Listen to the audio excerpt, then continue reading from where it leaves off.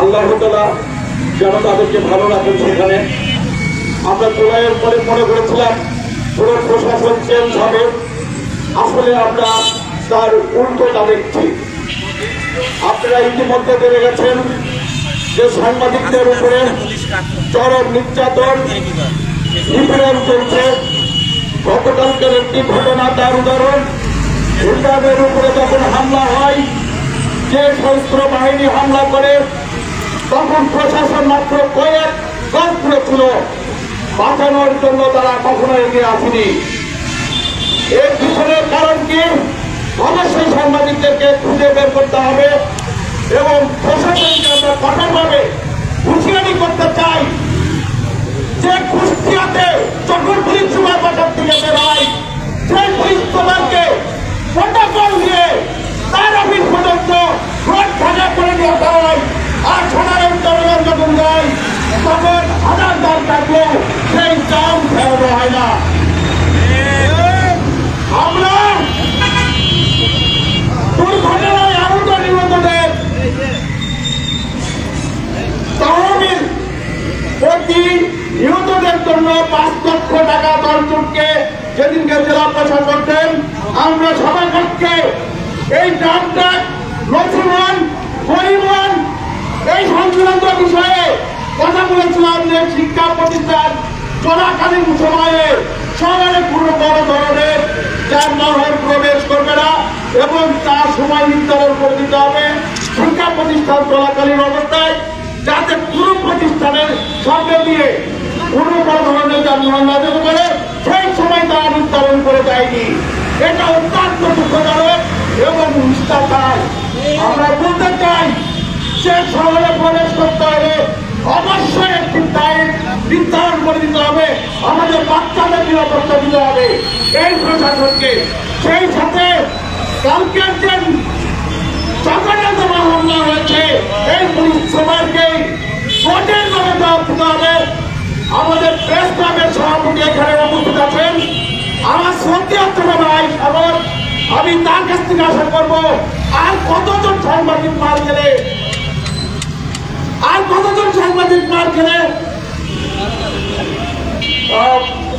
আমরা নিশ্চিত হতে পারি এই উত্তর আজকে প্রেস ক্লাবের সভাপতিকে দিতে হবে। কেন আমরা বারবার আগে প্রবর্তী আর যারা তথাকথিত এখন পর্যন্ত কলকাঠি নাড়ছেন বিভিন্ন জায়গার থেকে, তারা সাবধান হয়ে যান। আমরা একেবারে মারা যায় নাই, আমরা এখনো রাজপথ ছাড়ি নাই, কিন্তু আমরা আপনাদের পাশে আছি। আর সবচেয়ে বড় যে বিষয়কে আমরা বারবার বলেছি, রুবেলকে হারিয়েছি, আমরা রুবেলের বিচার পাই নাই। রুবেলের মা কাঁদে, রুবেলের বোন কাঁদে, রুবেলের ভাই কাঁদে, যেন আর কাউকে না কাঁদতে হয় সেদিকেও খেয়াল রাখতে হবে। ইতিমধ্যেই কয়েক মিনিট আগে কালী পূজায় একটি ঈদ পূজায় একটি দলে কানাবিলের মোড়ের উপরে উল্টায় গেছে, তাও তারা দৃষ্টিকোণ দেয়নি। এর হচ্ছে কুষ্টিয়ার আইন শৃঙ্খলা পরিস্থিতিতে চুরি, ডাকাতি, চিন্তায় না জানি এত পরিমাণ মৃত্যু হয়েছে যা চিন্তার অকল্পনীয়। সকালবেলা গোলাঘাটে লাশ পাওয়া যাচ্ছে, এটা ইতিমধ্যে আপনারা জেনেছেন।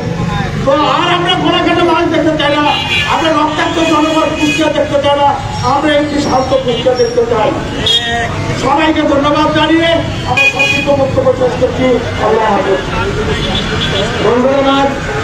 আপনারা তো একদিনেরই মাত্র সম্প্রতি 2-4 দিনের আগে দেখেছেন, পূর্বেই দেখেছেন আমাদের এই সদর থানার ওসি সাহেব সিরাজুল নাকি ডিআইজি পুরস্কার পান। উনি কোন দায়িত্বে দক্ষতার পরিচয় দিয়ে কুষ্টিয়া থেকে ডিআইজি পুরস্কার পেলেন আমরা আমাদের বোধগম্য নয়। যে ওসি সাহেব ডিআইজি পুরস্কারে ভূষিত হলেন, সে ওসি সাহেবকে আবার দায়িত্বে ব্যর্থতার দায় দিয়ে তাকে কিন্তু খরচ করা হলো, তাহলে সেই ডিআইজি পুরস্কারে গুরুত্বটা আসলে কতটুকু?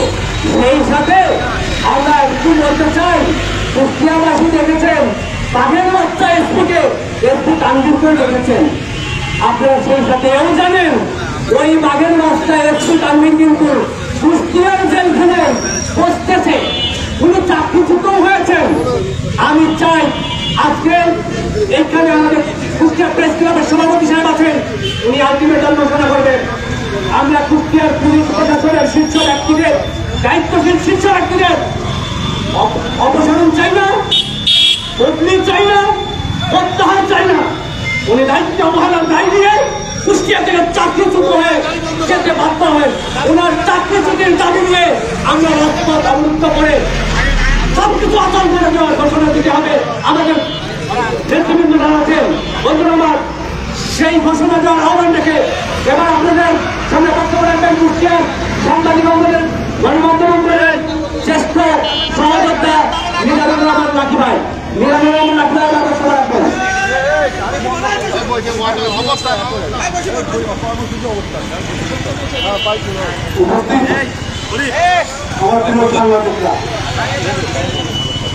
যে কথাগুলো ইতিপূর্বে হয়েছে আমি সে প্রসঙ্গে যাচ্ছি না। আমি মাননীয় পুলিশ সুপারকে বলতে চাই, আপনি দেখুন কত সুশৃঙ্খল ভাবে আমরা দাবি আদায়ের জন্য রাস্তাতে আসি। রাস্তা আমরা বন্ধ করি নাই, আমরা কোনো বিশৃঙ্খলা করি নাই। আপনারা ইতিপূর্বে দেখেছেন যে কোনো দাবি আন্দোলনে রাজপথ বন্ধ করা হয়। আপনারা দেখেছেন যে কোনো আন্দোলন করতে গেলে ভাঙচুর হয়, যে কোনো দাবি নিয়ে পুলিশকে টিয়ার গ্যাস মারতে হয়, জল কামান ছুটতে হয়। কিন্তু আমরা আমাদের আজকের দাবি কিন্তু বিশাল কিছু না, আমাদের সাংবাদিকের নিরাপত্তা। আজকে আমি আরেকটি কথা বলতে চাই, যে সমস্ত রাজনীতিবিদরা গত 17 বছরে রাজনীতি করতে পারেন নাই, আজকে তারা আমাদের এই সাংবাদিক আহত হওয়ার পক্ষে একটা বিবৃতি দেন নাই। অথচ আপনারা একটা প্রেস নিউজ নিয়ে, একটা সভা নিয়ে, একটা সমাবেশের জন্য আমাদের ফোন দিয়ে পাগল বানিয়ে ফেলেন। আজকে আপনারা আসতে পারতেন, আমাদের সঙ্গে দাঁড়াতে পারতেন। রাজনীতিবিদ যারা আপনারা আগামীতে স্বপ্ন দেখেন দেশ গঠনের, দেশ পরিচালনার জন্য, কিন্তু কোথায় আপনাদের সেই নীতি নৈতিকতা? যে সাংবাদিক ছাড়া আপনারা এক ইঞ্চি নিয়ে করতে পারবেন না। অথচ সাংবাদিকরা মার খেলেন, সাংবাদিকরা মারা যান, সাংবাদিকরা নিগৃহীত হন, সাংবাদিক নির্যাতিত হন। আমি কোনো রাজনীতিবিদের কখনোই কোনো বক্তব্য দেখি নয়। আপনারা একটা প্রেস নিউজ বলে দিতে পারেন না, আমাদের পথে দাঁড়াতে পারেন না। শিক্ষার আপনাদের অথচ এই দেশের সর্বশ্রেণীর মানুষ সে কোনো কাজ করতে গেলে আগে আমাদের কোনো তাকিয়ে না। তাই বলি, মাননীয় পুলিশ সুপার মহোদয়, আপনার উপরে সরকারকেই বলছি, আপনি আমাদের সমস্ত সহযোদ্ধাদের কথা শুনলেন। আমি চাই আপনি দ্রুত ব্যবস্থা নিন। সাংবাদিকদের ছোট ভাববেন না। চব্বিশ সামনে জনতার সঙ্গে আমার সাংবাদিক ভাইরাও কিন্তু রক্ত দিয়েছেন, এ কথাটা খেয়াল রাখবেন। পরিশেষে আমি দ্রুত আমার সহকর্মীর আহত করার আসামিদের গ্রেপ্তার দাবি করে আমার বক্তব্য শেষ করছি। সকলকে ধন্যবাদ।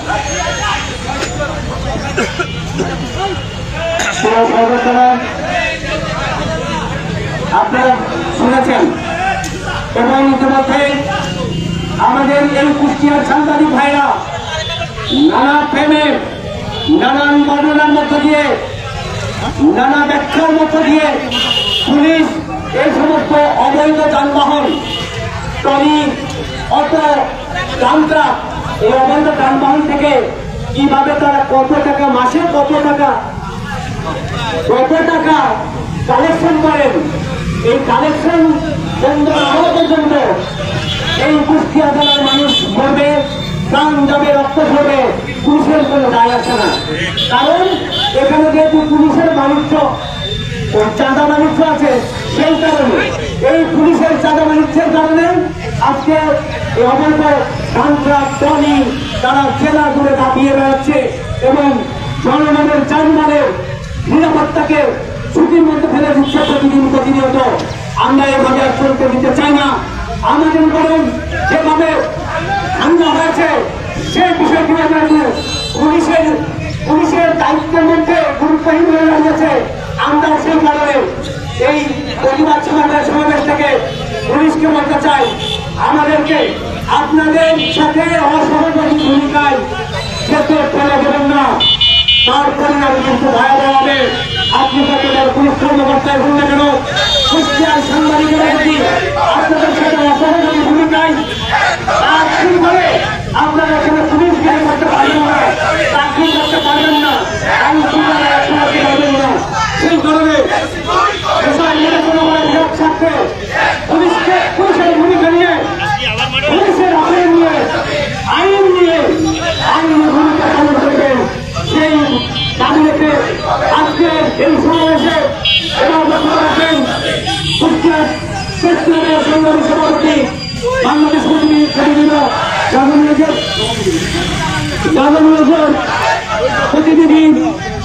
কুষ্টিয়া প্রেসক্লাবের সংগ্রামী সভাপতি আলমান সাগর ভাই, উনি ওনার বক্তব্যের মধ্যে দিয়ে আজকের এই সমাবেশের সমাপতি টানবেন।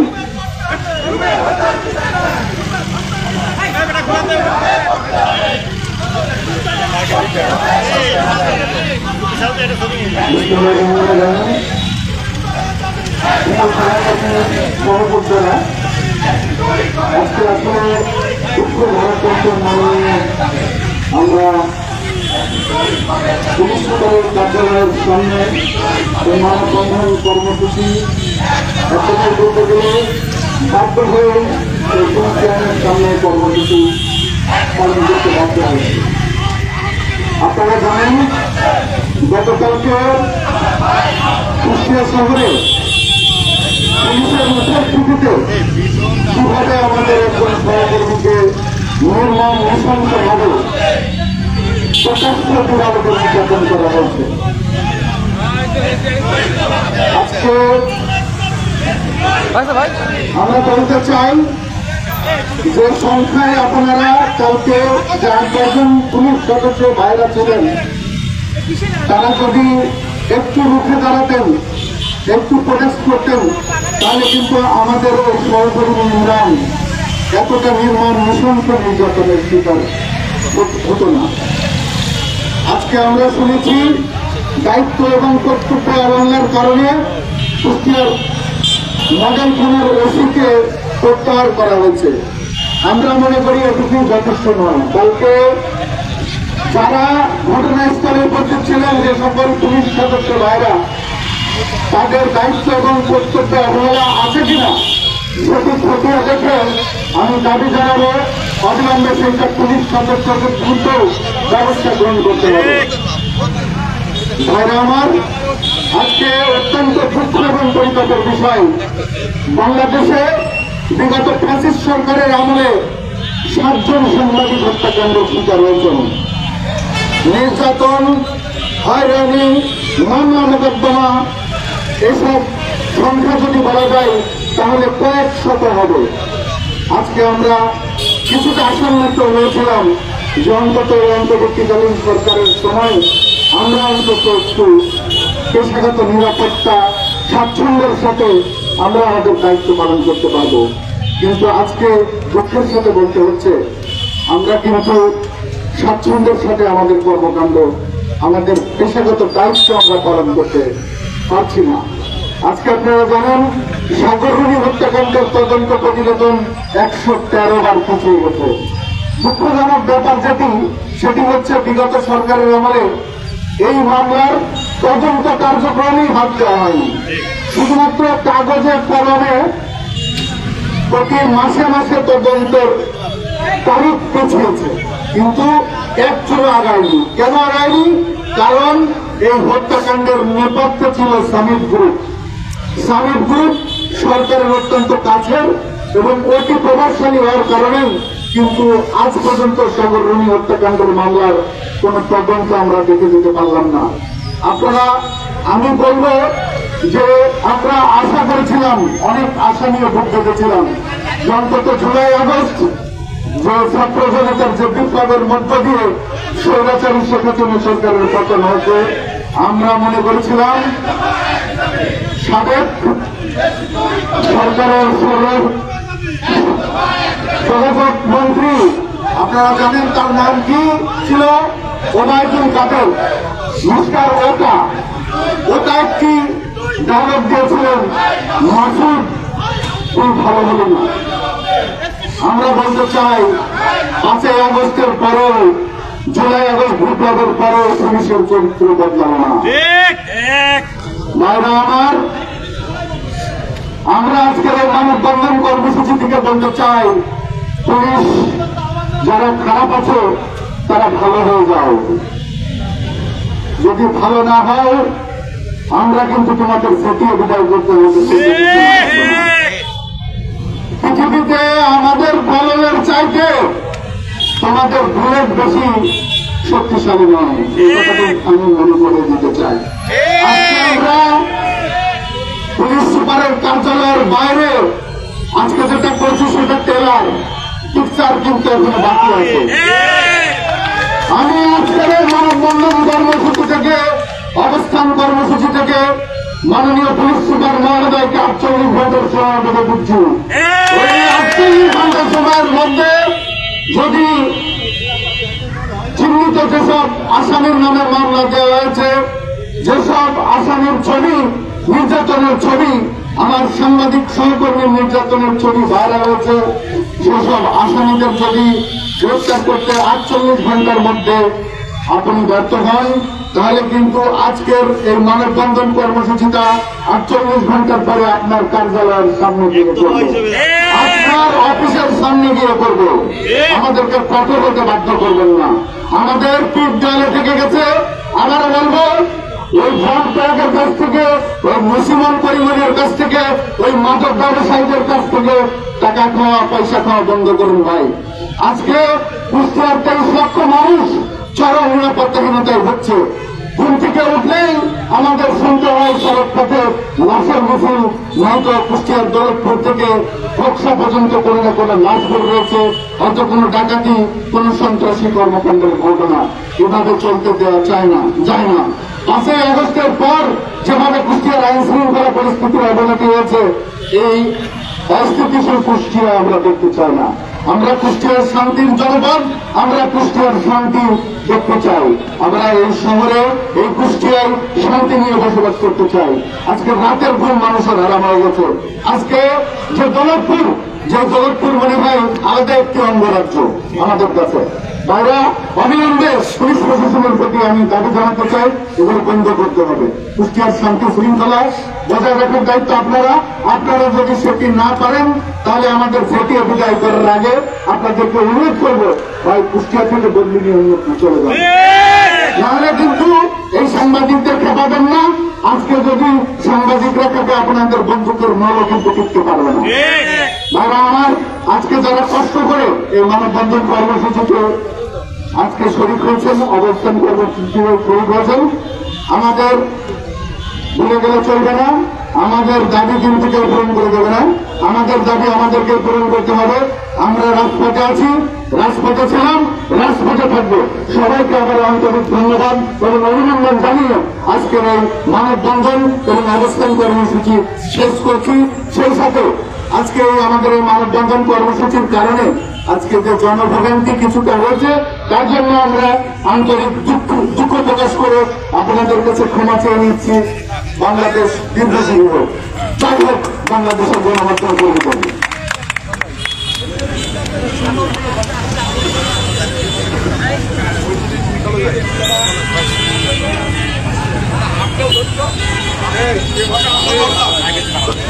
আপনার ধরছিলাম সেটা রাইট ছিল, আপনি চলো।